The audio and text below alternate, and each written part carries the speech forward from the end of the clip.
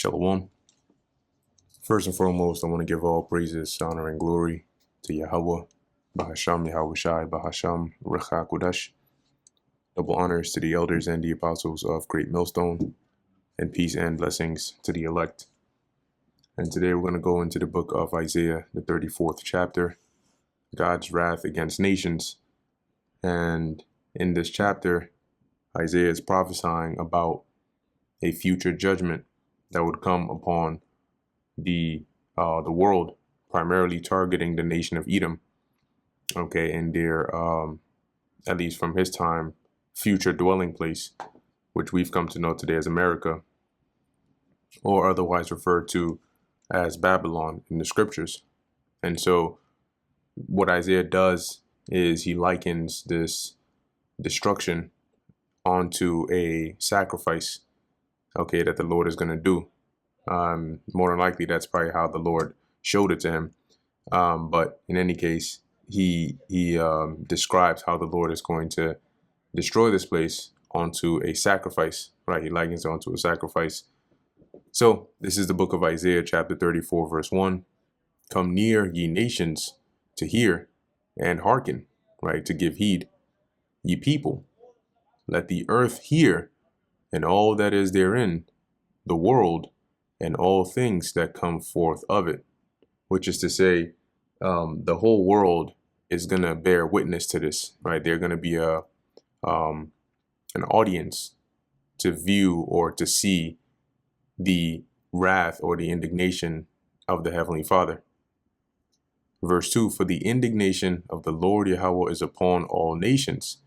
And the reason it says that, even though the primary target here is Esau, is similar to why the time of all hell breaking loose, a time like never before, is known in the scriptures as Jacob's trouble, but it's not going to be isolated to only Israelites that are going to be suffering the calamities.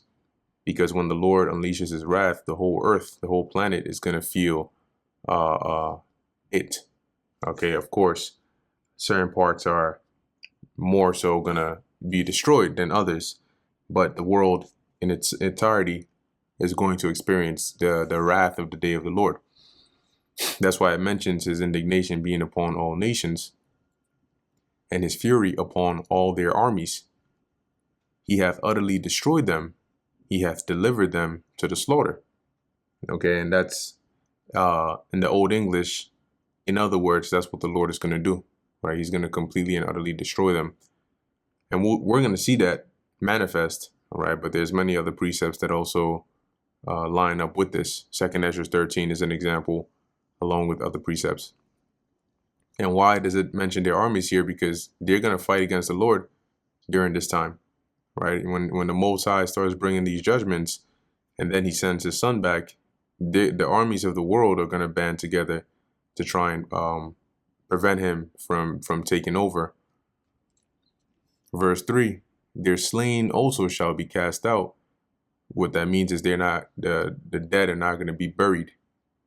And their stink shall come up out of their carcasses. And why is that? Once again, when somebody dies and you don't bury their body, it's going to start to rot and it's going to start to smell. And there's a reason why you bury the body in the earth, because then it's able to break down. And on top of that, you close up the earth. So it's not on the surface of the earth. So there's no scent or anything of that sort. And the mountains shall be melted with their blood. And another word here for that melted is like to be drenched or covered with their blood. And that just signifies or puts emphasis on how destructive or how much death is going to come as a result of this judgment. And given the nature of how a lot of these people are going to die, when the Lord really brings this nuclear or this fire, let me call it that, there isn't going to be room to be burying people. Yes, leading up to that point, you're going to have people that are dying of famine, people that are dying of diseases, people that are dying of physical injuries, being shot or stabbed or whatever the case is. But when you have people being burned with fire, there's no room to be burying bodies here. Especially out on the land like Babylon. Verse 4, and all the host of heaven shall be dissolved, and the heavens shall be rolled together as a scroll. Okay, so now in this time when this third world war is taking place, because that is how it's going to manifest, right? The way the Lord is going to turn this place into, or once he prepares the altar, right, metaphorically speaking, and the sacrifice is ready, it's been cut up, the parts that are to be put upon the altar have been laid and ready. The fire that's going to be set in reality is going to be from the World War III, right? From the missiles that are shot off. Those are going to be, that's what the fire of this altar represents. And the sacrifice represents the people. And the altar represents the land. So that the way that this vision is going to manifest is by the Lord having these nations enter that war. It escalates, it gets to the point of them shooting nuclear missiles at each other. And then that leads to that whole burning, along with the Lord coming back with the heavenly hosts. So I make that point to say that at this time, the hosts that are going to be in heaven here are you're going to have the chariots, right, of the angels and so on. You're going to also have the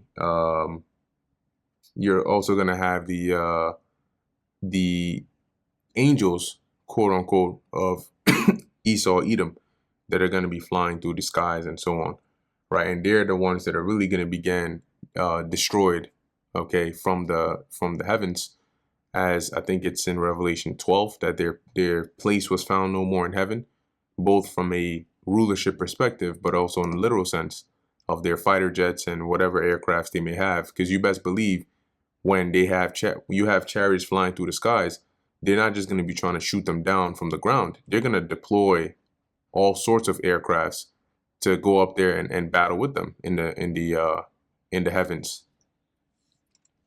So as it says here, and the heavens shall be rolled together as a scroll. Now, what Isaiah witnessed, or what he saw that made him describe it this way, was a mushroom cloud, which we all know what a mushroom cloud looks like, right? Mushroom.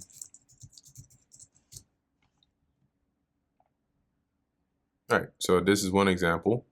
This is another example. This is another example. So when you look at something like this versus a scroll, let's put that.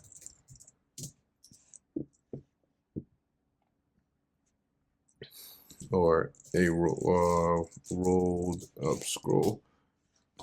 This is what he is looking at, right?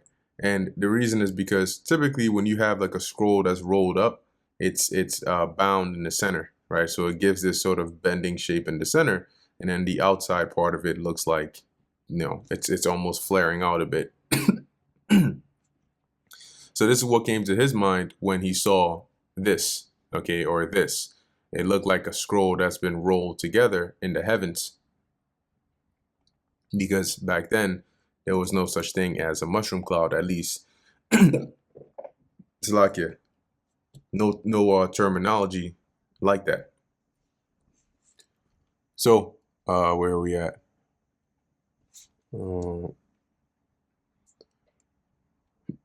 Verse 4, and all their hosts shall fall down as the leaf falleth from off the vine, and as a falling fig from the fig tree, right? So when you look at this time, the only things that are going to be in the skies are, like I said, you're going to have the angels, you're going to have the Esau's crafts, right? And of course, the missiles that are flying. Okay, and yeah, we know the missiles are going to be raining down, but the hosts or the armies that are going to be falling are not going to be the angels. Okay, it's going to be the armies of the nations that go up there to try to fight against the Lord, and they're going to begin destroyed and pulverized up there. So you can already see, because you're gonna remember, it's like a war, right? It's not, everything is not happening instantly. It's not going to be like 2 seconds and then everything is just fire, right? It's gonna escalate. Missiles are going to hit different parts of the land, right? And then as they're continuing to hit different parts, you have that fire, or that sea like fire that is forming, basically engulfing and swallowing up the land. So in the midst of that, when they first see Yahweh Shai with the angels return, they're going to start fighting against them. All right, that's in 2nd Ezra 13. And as they do that, they're going to lose utterly. Verse 5, for my sword shall be bathed in heaven. And also what comes to mind here is John, right? The Apostle John also described in Revelation the falling of the missiles, right? To like, I believe he described it as a fig tree as well, that was blown of a mighty wind. Verse 5, for my sword shall be bathed in heaven. Behold, and bathed in heaven, meaning like, you know, the word bathed is more like saturated, right? And why is that? The sword here of the Lord is referring to these missiles, and they are his sword, even though they were invented by men, right? The Lord put the thought into their minds of those men and their bosses to give them that order to make those for his purpose. So they are his weapon or his sword.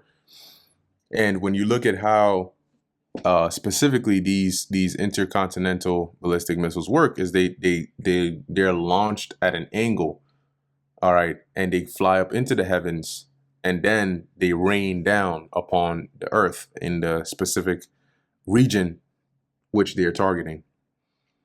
Behold, it shall come down upon Idumea. So that's where you get the visual of the missiles coming down. And the Idumea here, which Idumea is the Greek way of saying Edom, and or another way of saying Edom. And we know that the land primarily here that is going to come down upon is Babylon, not exclusive to Babylon, because there are other precepts that points towards the land of Israel also being cleansed. Okay, but right now the focus here in this chapter is mainly dealing with Babylon. It says, and upon the people of my curse to judgment. See, so they are the cursed of the Lord, and this destruction is going to come upon them as a form of judgment. The sword of the Lord Yahweh is filled with blood. It is made fat with fatness, and with the blood of lambs and goats. So signifying the metaphorical sacrifice, because when you brought the sacrificial animals, they would have to be slain, right? They would actually be cut up. And then, you know, depending on what type of sacrifice it was, they would be parted asunder, right? Certain parts of the body, the inside, to be removed and used for different purposes. So Isaiah is mentioning here the sword of the Lord being filled with blood, meaning it's gonna do a lot of damage, right? It's gonna as it says in 2nd Ezra, the 5th chapter, there's gonna come a time when the people of the world are gonna be taken in great number. That means that there's gonna be a lot of death. And with the blood of lambs and goats, and with the fat of the kidneys of rams. For the Lord Yahweh hath a sacrifice in Basra. So the modern day Basra would be here in America. And the lambs, the goats, the rams, these are the people. Okay, because you know, you're gonna have the fire which is coming from the missiles burning the land, or the hitting this place. Well, what's gonna be getting sacrificed on here? It's gonna be the people. It says here, and a great slaughter in the land of Idumea, and the unicorns shall come down with them. When you go into the word unicorn here, I believe it mentions it's a specific type of either a ram or a some form of a bull or bullock, probably the great aurochs or wild bulls, which are now extinct. The exact meaning is unknown, and they were likely it was likely translated as unicorn due to the type of horn that they had. But as it says, the unicorn shall come down with them, and the bullocks with the bulls. Their land shall be soaked with blood, and their dust made fat with fatness, right? Meaning the land being saturated with the fat from the sacrifice. And what that's signifying is how great of a sacrifice it's going to be. So the greater the sacrifice in here, and when it manifests, the greater the death.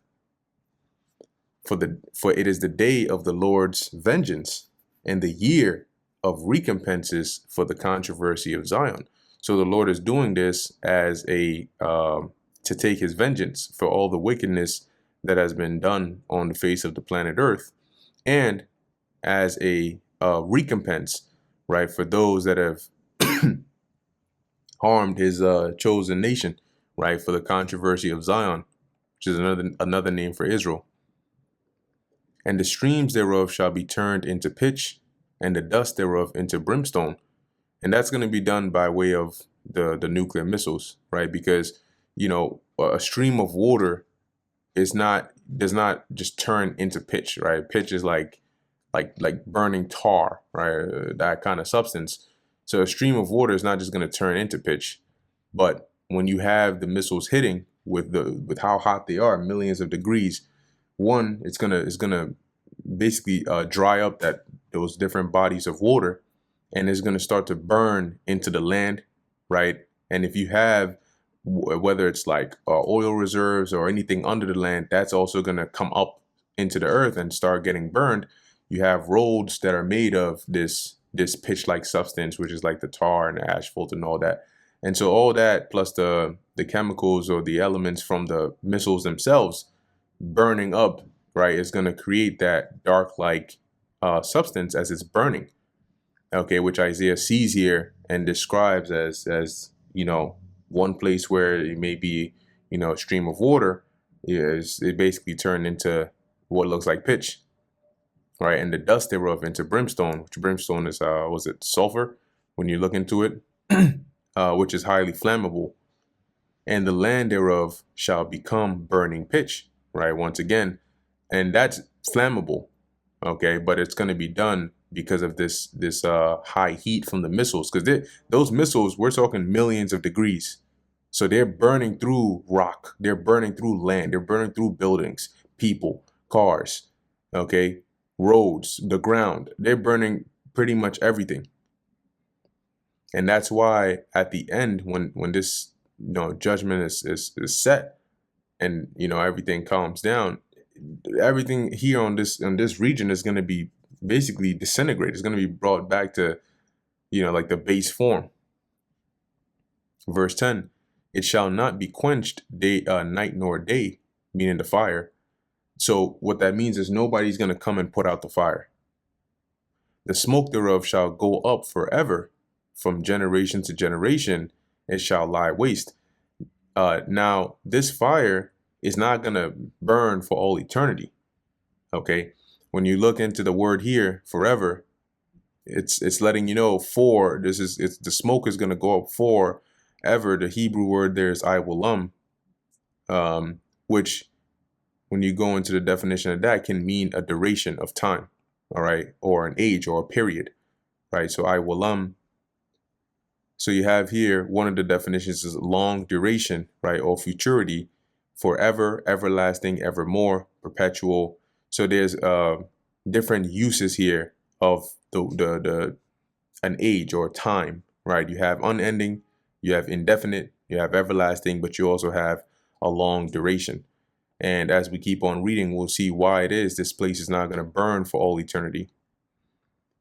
So as it mentions here, the smoke is going to go up, right, forever, from generation to generation. It shall lie waste, right? It's going to be a wasteland. None shall pass through it forever and ever. So now this part, none shall pass through it forever and ever, is it links up with, I believe it's Isaiah 13, right? And what that means is nobody's going to come to this land to come in and dwell here, right? Or to like turn this place into whether it's a temporary abode or start to rebuild back here. And when you actually go into the word ever in this part, so we had the first one, which is iwalam, but as it says, none shall pass through it forever and ever. The word here is natzach, which is perpetuity, right? Enduring, everlastingness. So this word here is more so of like an eternal thing. So nobody is ever going to come back here and actually, you know, dwell here or make this like a habitation. And when you go into the word perpetual, right, it's pretty much unending. Verse 11, but the cormorant and the bittern shall possess it, which is the land. Now, if the fire was to burn here forever, for all eternity, how would these animals possess the land or come and dwell here? Right? It says the owl also and the raven shall dwell in it. They're not going to be able to dwell in fire if it's continuously burning. So it's going to burn for a long time. Eventually, right? The smoke is also going to be going up for a long time, but eventually the fire is going to die. And then, it becomes like a habitation now where you have these some mostly unclean animals and so on creeping up in here and starting to dwell here. Because remember, the main land we're talking about here is North America, right? But you still have different lands that are bordering it or that are nearby it, where you still have life over there. So though the life on this part, North America, gets destroyed and wiped out, you're gonna have creatures that'll eventually start to make their way here after the fire dies down from the neighboring lands. And that's where you have the different animals that are mentioned here. It says here, and he shall stretch upon it, he shall stretch out upon it the line of confusion and the stones of emptiness. And usually the line, which is used to measure, right? And the stones, these are tools or ways of construction, of building. But here, if you notice, it says the line of confusion, right? And when you go into that word confusion, let's see what it says there. It says formless, right? Emptiness, formlessness, wasteland, wilderness, place of chaos. Okay, so the Lord is not, she's not going to construct or build this place. He's going to deconstruct it, right? Which is why it mentions the line of confusion. So as to where when you're building and you measure, okay, this is going to go here, this is going to go here. If this is New York State, this is where its border is. Then you have Jersey right here. Then you got to cross this bridge. But the line of confusion or chaos or wasteness the Lord is going to stretch upon it is going to be the reverse of that. So no more you're going to see this land and be able to identify, okay, this was New York. This is where the border is. You pass here. This is the George Washington Bridge. This is the Statue of Liberty here and yada, yada. It's all going to be gone. You can't measure anything on here because it's just all that is going to become just a wasteland, a desert. Right. And similarly, as it says, the stones of emptiness, which is like void. There's no building. There's no cornerstone. There's none of that. Verse 12, they shall call the nobles thereof to the kingdom, but none shall be there. And all her princes shall be nothing. Why? Because their kingdom is going to be destroyed. And those of the nobles of this world that survive are going to be rounded up and taken into captivity. And thorns shall come up in her palaces, nettles and brambles, once again, thorns, briars, in the fortresses thereof. And it shall be an habitation of dragons and of a court of owls. And these kinds of animals, as it's describing, are ones that can survive or live in this kind of environment, right? Where it's not like the freshest of the greenest of lands, right? So it's not mentioning, animals that are highly dependent upon that. Okay, but more so like certain unclean birds, right? Certain reptiles, certain desert creatures. And some of them, when you go into the words there, they don't, even in the blue letter, they don't give you an accuracy of it. But, one interesting thing is when you go into the words here for dragons, it says here, Tanyan, dragon, serpent, sea monster, dragon or dinosaur, sea or river monster, serpent, venomous snake.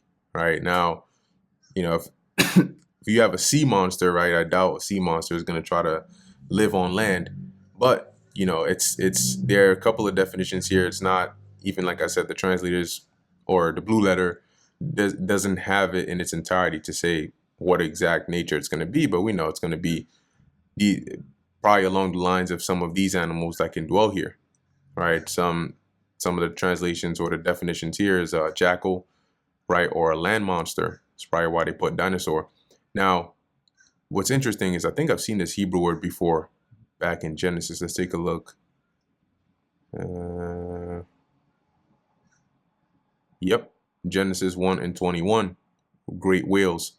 And when you go into that word, and that word great whales, right, that it goes into like the when the Lord was creating the different kinds of animals, that's when you get to like the kinds of behemoth slash leviathan slash that kind of category.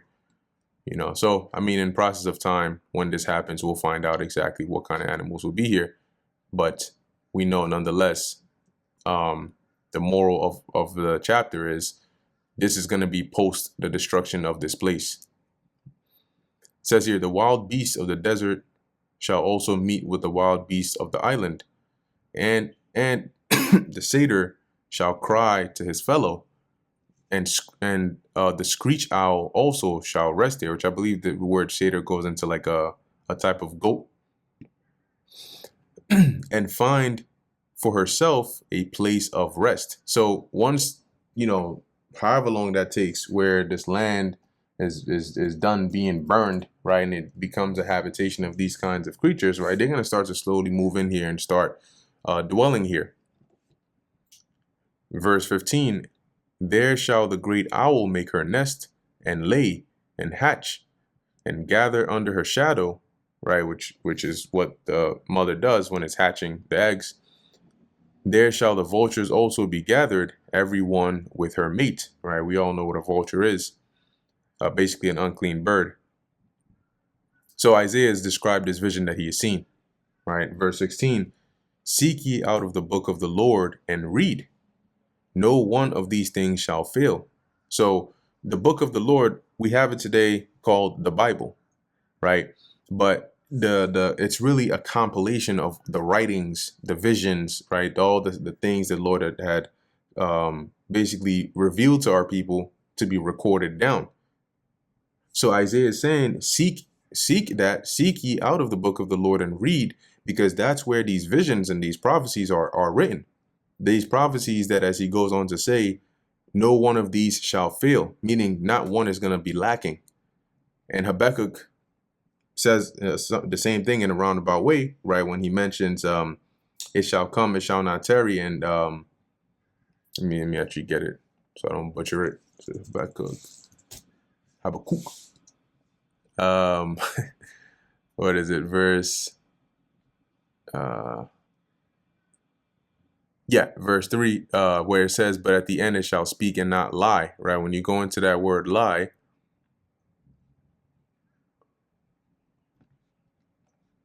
it is, as it says here, to be proven to be lying, to disappoint, fail, meaning the visions that were seen, when they come to pass, they're going to be exactly as they were prophesied. It won't be a false vision, right? Or something that's vain. And similarly, as it says, as Isaiah is saying, not one of these are going to fail. Let's go into that word fail.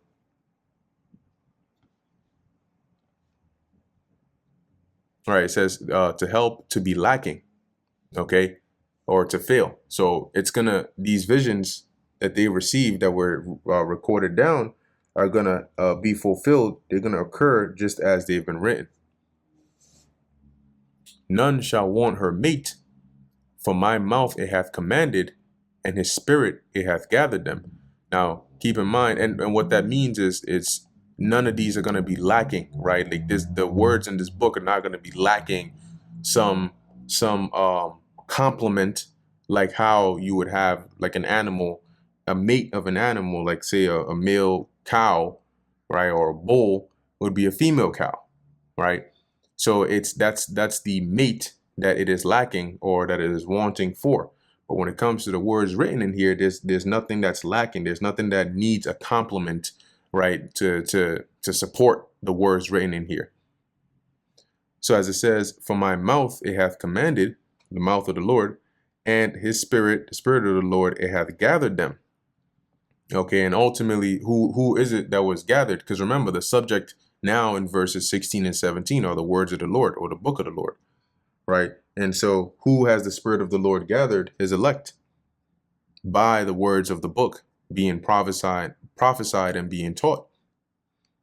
Verse 17, and he hath cast the lot for them, and his hand hath divided it unto them by line.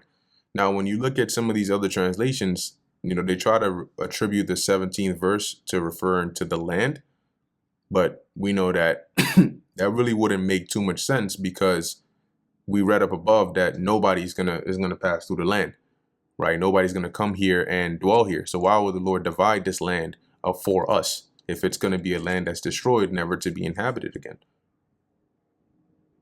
Now, what the Lord will do is the possessions or the land of Esau Edom, who was the ruler of this land, will be given to us, and we're talking about the ones over there in the east, right? We shall possess them. That goes also into their inheritance, their land. But in here, as I mentioned before, the subject being what's still in verse 16, which is the words of the book, right? Or the book of the Lord. So as it says, he hath cast the lot for them, right? Measured, and his hand hath divided it unto them by line, meaning by measure. Okay. And that's why when you read in the book of the Lord, as Isaiah mentioned, each portion, right, or each part of the book has been portioned or measured, okay, by obviously visions that were given to certain men, and so on and so forth. It wasn't all at once with one individual or all at once with another, but it was portioned and measured accordingly. And what that led to is us having, or as it's going to go into, they shall possess it forever, from generation to generation shall they dwell therein. Okay, which is why ultimately we have it today. Okay, and by dwelling therein, we're living in the book, but we're obviously not literally living inside of the book, if that makes sense. And to support that or finish it off, let's go to Baruch. I think it's the 5th chapter. Let's see. Or it might be the 4th chapter. Yeah, let's go to the 4th chapter. There we go. This is Baruch chapter 4, verse. I'll just start at 1. This is the book of the commandments of God, and the law that endureth forever. All they that keep it shall come to life, but such as leave it shall die. Turn thee, O Jacob, and take hold of it. Walk in the presence of the light thereof, that thou mayest be illuminated. Right? Give not thine honor to another, nor the things that are profitable unto thee to a strange nation. O Israel, happy are we, for the things that are pleasing to the Most High are made known unto us. And that was all by way of what's written in the book, which belongs to us. Okay, so that's why it's our honor, right? That's why it's the things that are what does it say? Profitable unto us. Okay, and ultimately coming back and finishing off here in Isaiah, the 34th chapter. And so as we went through, right, this is mainly a prophecy about a future destruction, which for us now is a near future, okay, and nearer than when we believed, Lord willing, as the scriptures say, but of the destruction of this place, Babylon the Great. So in closing, I want to give all praises, honor, and glory to Yahweh, Bahasham Yahushai, Bahasham Recha Kodash, and Lord willing, this is edifying to the elect. Till next time, Shalom.